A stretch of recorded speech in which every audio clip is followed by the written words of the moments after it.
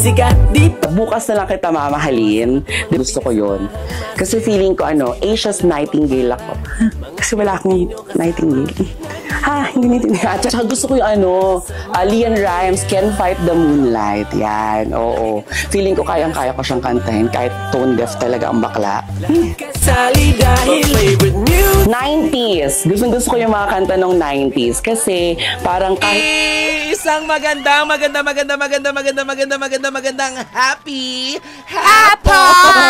Hindi ko alam. sa lahat ng mga ka-vibes natin, kayo pa rin po ay nakatutok sa 92.3 FM Radio Manila, your favorite music radio, Ka-Vibes. Ka-Vibes. Ang eksena ko, bestie, no? Ba't kasi nangingialam ng headset ng may headset? Wow, andyan kaya yung talaga. Yung control. I'm sorry, bestie. Oo. Naku, eto na. Sobrang excited po kami ng aking bestie na si DJ Kim Churva. Correct! At I'm sure lahat din ng mga nag-abang, diba? At nakita nyo naman po kung kayo po ay naka-follow sa aming social media accounts sa Facebook, FM Radio Philippines, nakita nyo po na napaka-Diyosa ng bisita natin ngayon, bestie. Oo, bestie. Hindi lang siya Diyosa. Ano siya? Pagka nakita mo, master-struck ka. Ano yun? Masa-starstruck. Anong masa-starstruck? May brace ka ba? Actually, invisible lang yung brace ko. Kaka-adjust ka. Hindi, Bessie, totoo. Hindi, totoo nga. Ako, hindi ko siya first time na nakita, ha. Maraming beses ko na siya nakita, pero para siyang chameleon. Sorry. Chameleon. Ang ganda. Paano ba? Chameleon. Ano ba tawag? Chameleon. Tama ako, Pabahay, chameleon. tama, chameleon. Ibig sabihin, yung mukha niya, yung iba-iba, yung talagang, yung same lang yung face, pero kaya niyang, alam mo yun. Iba-iba yung Kasi nung last na nakasama ko, nag-judge siya sa Reyna ng Turismo. Nag-judge. Doon muna, wala pa yelo. Wala pa, hindi pa malamig. Nag-judge siya, parang yung buhok niya nun yung flat-flat. Yes, flat na straight dye. Yung mga nakakagawa nun, yung mga pretty face. Trinay ko yun, Bes. Anyari, bestie? Wala, Bes. Hindi parang walang, basta. Okay lang yan, bestie. Mabait ka naman. Yun lang. Dapat laging ganon. Hindi ka pwedeng maging masama ugali, tapos hindi ka ganun ka-pretty. Diba? Kailangan pagka-pretty ka, yun naman, pwede ka medyo maganda-gandahan. Ayan, ganda-gandahan. Oo, yes. Taro. Kaya speaking of ganda-gandahan, ito hindi po siya nagaganda-gandahan. Correct. Totoo. Tunay na maganda po. Siya po ang magre-representa syempre sa atin sa Reyna Hispano-Americano. Oh, wow. Perfect. Please welcome, live na live, dito sa inyong paboritong merienda sa Hapon na Barana Crew. Eto na si Dia Mateo. Nabibingi si Dia sa ingay yung... Kaya nga Dia, pasensya ka na. Ang unang sinabi ko sa kanya talaga kanina, bago tayo mag-start, medyo malakas ba, pasensya ka na, bingi kasi talaga kami. Parang gusto namin naririnig yung boses namin. Ayan. Greet our listeners, ang mga ka-vibes. Hi, ka-vibes! Ako po si Dia Mate. Thank you for having me today. Diba? Kung nanonood po kayo sa ating YouTube channel at sa ating Facebook page, Live. Makikita nyo po, napakaganda po nito. Buti na lang, dito sa booth natin, layo-layo. Bakit? Pag pinagtabi kasi kami, malalaman ng mga taong bulok sa di nabubulok.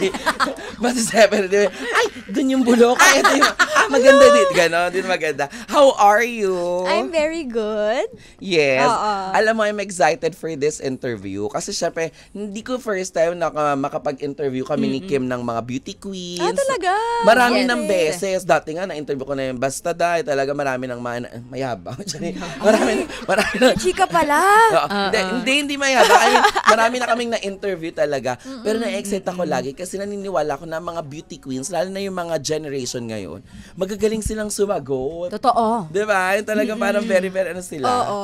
We are trained talaga to be able to answer any question on the spot. So, kailangan, like, whatever question you throw at us, we can answer it na hindi kami napapahiya. Totoo, kasi diba uso ang memes. Oo, kasi ang daming mga memes sa TikTok, diba, at YouTube and Instagram, yung mga beauty queen and they answer it and the question, like parang hindi related, paikot-ikot or hindi related yung answer sa question, diba? So we really have to train. Nag-train ka talaga. Like mental training to answer questions. Ano yung may random questions? Ayan. Turuan mo kami. Na ibibigay sa'yo. Huwag naman yung full class, baka duguin ka. Oh, sige, fast. Yung mga fast, lang na dapat ganito. Bestie, Ayan, mga ganun na rin yung balikan niya. Ilabas mo yan, bestie. Wait lang, bestie. Pinabas mo na, girl!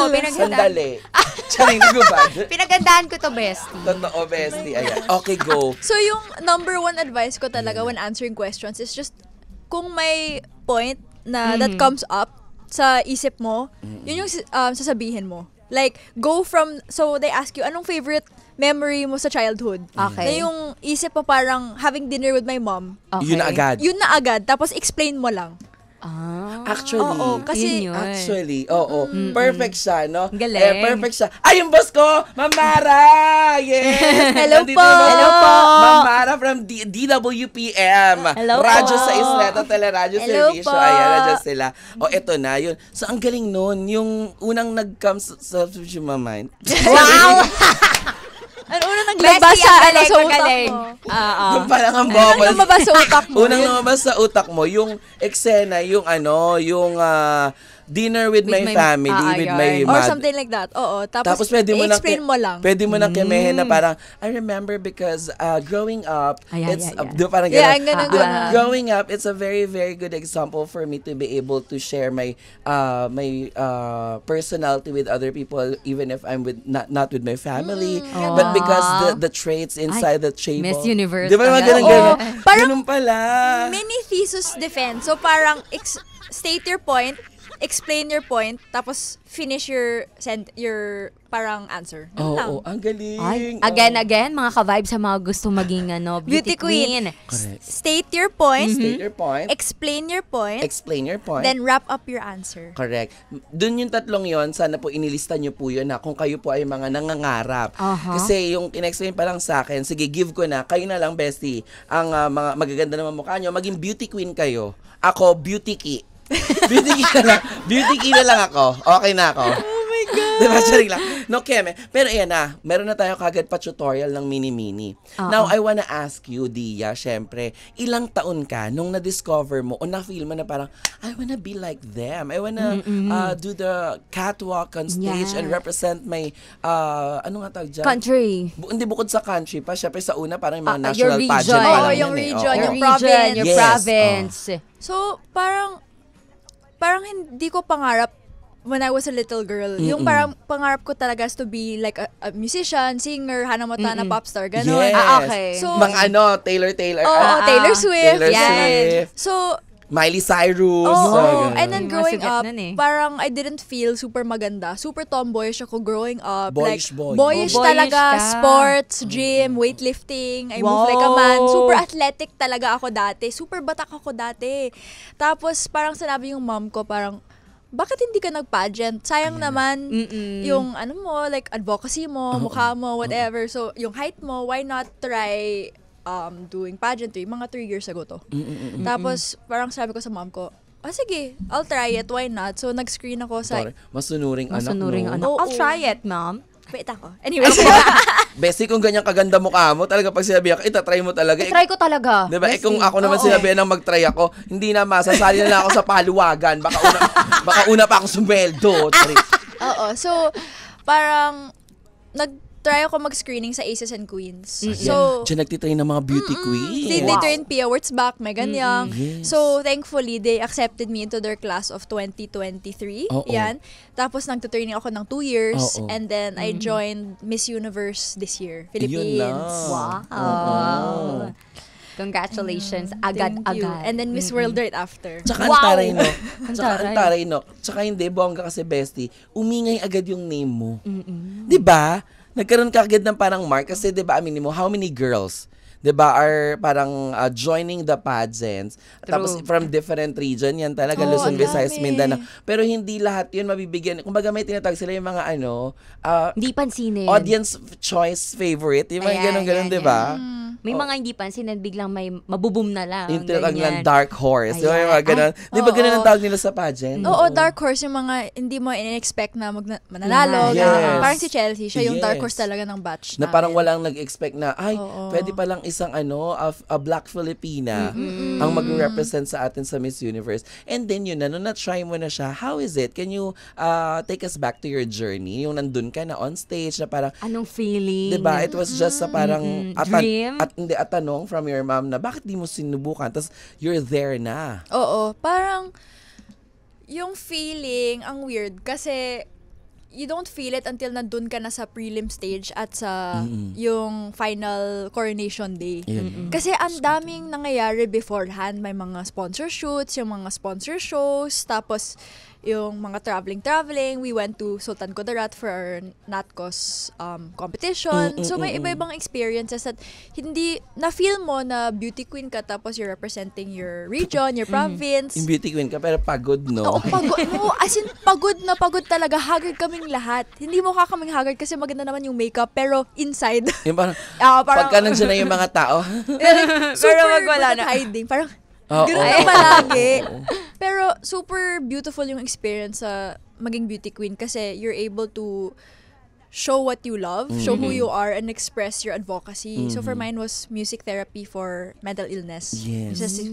Specifically, and to show what Cribs Foundation is about. So they are a rehab center for sexually abused children, girls, and it's an orphanage. So I really used the Miss Universe platform to not only advocate for mental illness but also for the girls at Cribs Foundation din. So it was not only just for me to put myself out there, but yun talaga yung purpose ko, to be there. That's when I really developed the passion of being a beauty queen throughout my Miss Universe experience. Kasi it's not just being maganda lang, performing on a stage, walking and talking. It's also having that substance. Because you can't just be a beautiful beauty queen nowadays. actually, that's not what it is talaga eh. Diba? Parang yun na yung nakikita natin from the facade, diba? Na parang they're representing yung beauty, Yes. pagiging sexy, etc. But sobra kong na-hook doon sa sinasabi niya. Kasi, diba, narinig natin lagi for the environment. Yes. Diba? Be the voice for other people who cannot speak up for sa sarili nila. Tapos yun narinig ko sa kanya for the mga abused children and then using music as their therapy. That is something new for me na parang galing no, last time na meron na interview ako, dance naman yung ginagamit nila na pang therapy naman nila. Oo. Tapos ito naman, sa'yo naman, sa music naman din. Kumbaga parang ngayon sa generation natin, ang ganda na yung mga advocacy ninyo is hindi ka pare-parehas ng mga narinig na natin Oo. dati. Totoo, iba-iba na sila. Iba-iba Oo. talaga. And parang every girl that you compete with has their own story. So you Actually. really learn from them talaga. And it's such a beautiful experience because you create this sisterhood. Kasi ang tagal ng Miss Friendship, Universe. yes. Yeah, the friendship talaga. Like, I'm still friends with so many of them because we went through so much together. Yung mga sleepless nights, haggard, tired, Na-experience niyo pagod. you guys are crying together? Like, Ang dami, oo. Like, ang daming girls na nahimatay, tapos girls crying na super depressed. Kasi parang it's a really hard journey. It's not what people think it is. napaganda lang. Na parang no? paganda lang, tapos training lang. And then once you're on stage, parang mag-perform ka lang, hindi. It's really hard work talaga. Tapos ang pinangahawakan mo lagi, no? This is a dream. Pag dumating yung time na nakoronahan ka, nabigyan ka ng break Talagang talaga. nakakaiyak Ang talaga sarap. yung moment na yun, no? Super nakakaiyak talaga. That's why when parang yung Miss Universe tent, hindi nang go workout. Kasi of course, unplaced ako. So super sad ako doon na yung lahat ng mga efforts ko, nothing came out of it. And then? So parang I figured na may parang they were accepting late submission sa screening na Miss World. Tapos feeling ko I didn't want to waste the momentum sa Miss Universe kasi payat na ako. Tama. I was training na. Oo. Tapos mentally sharp pa ako. So parang useless to wait one more year. Yes. So yung break ko sa in between Miss Universe and Miss World, 4 days lang. Laban. Laban ka and laban kaagad. agad. Oo. Oo. And kasi I wanted to really show, bring Cribs to the national stage talaga and fight for them and raise money for them And this and is have that it. purpose. And it really happened sa Miss World kasi Totoo. I actually love Miss World Philippines kasi it's not just a pageant din. It's a very wholesome pageant. Like we have a sports challenge, we have head-to-head challenge, parang debate. Tapos we had yung Beauty with a Purpose, yun yung favorite ko, which is like parang thesis defense talaga. I feel like it's a beauty pageant for nerds. Pero Yun yung naisip ko. di ba before Catriona won sa Binibining Pilipinas as Universe, parang nauna pa siya mag-Miss World. Oo, di ba she mag-Miss World represented siya. the country, tapos parang yun yung ang sagot niya about sa torch, something. Oo. Iba. Kasi you have to be super well-spoken sa Miss World. Kasi para siyang impromptu speaking. Impromptu speaking, you have to be Yes. able to answer any question and the questions are very difficult. Pageant enthusiast. Iba. Yes. Oo. Iba Paano't yung mga naging pageant bakla fan. pa ako kung hindi na ako, di ba? Kasi yung mahal na mahal ng kasang kabekihan ng ano. Totoo naman. Kumbaga sa Diba? atin. Yung mga mamang natin dyan. Yes. Diba? Oo. Kung may Manny Pacquiao fight na nag-holiday, pag mga ganyan mga pageant, dahil lahat. Talagang, ay, watch kami! Basta Oo. representante natin, watch talaga. But honestly, pageant, it can be for any woman that wants to represent themselves, their province, or the people that they fight for. Yun lang talaga. And I feel like Miss World was better for me. Personality-wise. Ang galing. Kasi ganun Kumbaga, talaga Galing, ako nahanap eh. mo talaga yung ano mo, no? Pinaka-niche eto mo ako. talaga. Nahanap ko yes. talaga yung pageant that was meant for me. Kasi before Miss Universe, I actually wanted to do Miss World. Nauna talaga yung Miss Last World. year. Pero walang Miss World, Miss Grand lang. So, wala akong sumali na pageant. So, Miss Universe came first kasi may opportunity ako to represent Cavite, diba? And then, Ay, Etibac represent. Ayan, Shoutout sa Etibac. mga taga Yes. Etibac. Yes. shout out to Etivac. So, ayun. Then, nag-Miss World ako kasi finally may Miss World. And then, luckily, Dito nag-crown nagkaroon ako ka ng ng crown. Reyna. Reyna. Si Winwin Marquez po yung isa sa mga nauna na nag-represent talaga at umingay ang pangalan. Kanina pinag-usapan namin off-air. Sabi ko, dapat very papansin ka dun, di ba? Kung kinakailangan mag-split-split ka dun. I-split Diba? ka talaga doon, bestie. Ay, hindi, bestie. Alam ko na. Ano? Kung si Winwin kasi dancer, singer. Ay. Oh, 'di ba? Kasi bestie may ganun yung para silang mag-showcase ka ng talent, 'di ba? Oo. May ganun sa Reyna Hispano. Oo. kasi it's in Latin America, so yung mga babae dun, super into music, into Yes. singing. That's their culture kasi. Parang yung mga Pinoy nag-karaoke sila, dance sila. So, kailangan yung Reyna ng Pilipinas, singer or dancer. Tama. Kasi nga parang talent showcase talaga siya. Oo. Eto na, napag-uusapan na natin yung music. At first, nakilala kita bilang enthusiast nga sa pageant talaga. That you're into Model material talaga. Yes, into pageantry talaga. And then na-amaze ako na yung music mo pala talaga is Na may parang music talaga siya. yung core mo pala talaga Oo. siya. Paano naman yun? Kasi you mentioned weightlifting, weightlifting, ang bopos, weightlifting. May ganun ba? Charing, hindi ba ang dami mo na-mention dati na ginagawa? Tapos yung music, paano yan? Ilang taon ka naman sa music? Bagets pa? Bagets pa, ever since. Parang, ever since I came out of the womb. Yun na Singer talaga. na ako, oo. Sinong So, singer sa family?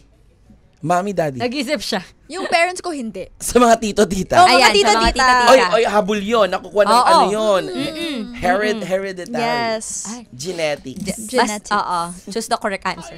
But pass down. Mamili na lang. Pass down. Mamili na lang. So, mga tito-tita ganyan. Oh, mga tito-tito, they can sing, they can play instruments. So, I got it from my mom's side of the family mostly. And then, parang I grew up around it, yung mom's family ko, diba, sa mga reunions. May band, tapos they're singing all the time. Tapos, nagpa-piano ako growing up. And then, I taught myself how to play guitar, and then ukulele. Musikero talaga. Oh, musikero talaga ako ever Oo. since. And then, I started writing songs mga 13 years old. Nag-perform ako sa Paano ka mga chart nakapagsulat events. ng song? Like, ano lang, inspiration o nakita mo lang tapos parang naggawa mo agad? Inspiration lang. Ano yung first song mo? Oh my God, wait. Yung first song ko is about my first Crush? Crush. ever na super intense. Yan ang sa high normal. school. Normal naman Oo. talaga. Mga teeny-teeny bopper, Super teeny puppy bopper love. song. Oo. So, paano siya? Kasi I had this one crush sa high school. So, parang super in love ako sa kanya. Pero, Ano lang yan? one-sided lang. Puppy crush lang yan. Oo, di ba? puppy crush. One-sided lang? One-sided Ikaw lang yung crush. mag-isa sa kanya? Oo. So, okay lang, whatever. High school naman yan. Saka hello. Oo, Ang medyo tagal naman ako na. ngayon. Tapos, ayun, I wrote a song about him. It's called Puppet Strings. Oh. Super, Okay. parang may metaphorical kaneme chuchu sa song ko na yun. Kaya, puppet strings kasi parang may taga-control lang Oo, sa... sa emotions ko. Bestie, iba. Brainy. Pwede ka na sumabak sa Sa- Miss Beauty. Ki. Ki. Miss Beauty Ki. Hindi ako, Ay, bestie. Ako to, bestie. Ay, bestie, sorry. Best friend mo. Oo nga pala, bestie. Tapos, ayun, I was doing it ever since nag-aaral ako ng music sa high school kasi may special music course doon. And then, before pandemic, nag-intern ako sa Universal Music Group dito sa Philippines. And that's when I found out super love ko talaga yung music industry. Yung una kong gusto is to work behind the scenes. Parang music executive talaga. Kasi I thought wala akong chance na magiging artist ako so, or pwede ka rin performer magturo ako. pala kasi ang dami mong pinag-aralan. Oo, ang dami. So, nag-intern ako for international marketing and I'm going to Tapos, during pandemic, I taught myself how to produce my own music and then parang song factory ako. Nagsusulat lang ako ng everyday ng kanta and then after that, nag-join ako ng isang competition, online competition. And that's when the label that I was interning for discovered me and then signed me. As a singer. As a singer na, and artist songwriter. na. And songwriter. So, itong sayong nilalabas mo ngayon, yung ganda-gandahan, ikaw sumulat? I wrote it with my best friend, Dom Guyot. Singer din siya. And then, nabuo nyo tong song na to out of parang, so I left my last label. And then, parang, it was inspired by really owning who you are and your own confidence and being your most maganda self at any time. Kasi, even as a beauty queen, daming haters talaga. They'll tell you're gonna fail. Why are you doing this? Sa simula naman, ganun sila eh. Oo. Pero once na nandun ka na, talagang pinakita mo sa kanila, parang iba na iba yung... nag-iiba. So, parang after I won Rain na feel ko na parang naiba yung yung impact na yung impact and how people view me na. Nagkadating, no? Oo, yung sa una parang, bakit siya sumali? Oo. Like parang, hindi siya pwede for Miss Universe or Miss World. Parang, bakit siya nandun? And bukod dyan, I'm sure, binabanggit din na, kaya na naman nakilala kasi girlfriend siya ni Kenneth. Oo, and then they're like, once I won, they're like, oh my God, deserve pala siya. Ang galing na parang, complete 360 talaga. So, that's where the came from. Diba kasi there's memes on social media. Ang arte ko kasi may there's factor. No? Hindi, may mga memes sa social media na kapag nandun, kahit nga hindi sa pageantry, diba? Ang tao, kapag nandun ka sa peak of nasa success ka, you have lots of money, everybody will will bow you. Yeah. Didikit sa'yo. Tapos pagka ikaw yung dumating sa point na nawalan ka at something. Ayan na. Mawawala sila. Correct, di mo sila matagpuan. Mga anik. Parang aanihin yung buhay mo, di ba? So, that's where the whole Ganda-Gandahan song came from talaga. It's the empowerment. Yung empowerment to make you feel like even though there are people that want to put you down and don't believe in you, the one most important thing is that you have to believe in yourself. Exactly. Yun lang talaga, and that's what I want. Kasi yung mga pageant fans, yung mga pageant girls, I made this song talaga for the girls and the gays. Love it. Kasi Ganda-Gandahan, you want to you want to have a song that will make you feel beautiful and you won't be ashamed to be like, maganda ako, wala akong pake. You know what I mean? So, that's why I'm happy I put this out. And alam mo, everything really, talaga, parang in God's perfect timing. Di ba imagine yung song ni Maymay na Ama Kabugera? Di ba it's also for women empowerment, ganyan. Tapos ito ngayon, dati di ba si Roxy B, yung Morena. Yung mamahalin, more. Di ba yung gano'n? Ngayon itong ganda-gandahan naman. Talagang parang feeling ko, ito yung era kung saan everybody that mga may talent in terms of songwriting, sa pagkanta, they're using talaga yung voice nila to be makapagbigay ng message to many people kasi may ayon sa research mas madali daw 'di ba na memorize at naiintindihan pag through songs. Dati 'di ba yung sa mga assignment. Totoo yan. Oo, ginagawa ng tono, 'di ba? 'Di ba? Ginagawang kanta. Totoo. Naku, wag natin patagalin agad-agad. Correct. Wag natin bitinin ganda-gandahan kung ikaw na nakikinig kahit na lalaki ka man, ano man ang gender ninyo na nakatutok sa amin, exclusive. Pakinggan na po natin dito mismo sa 92.3 FM Radio Manila, your favorite music radio. Ganda-gandahan by Dia Mate. 92.3 FM Radio Manila.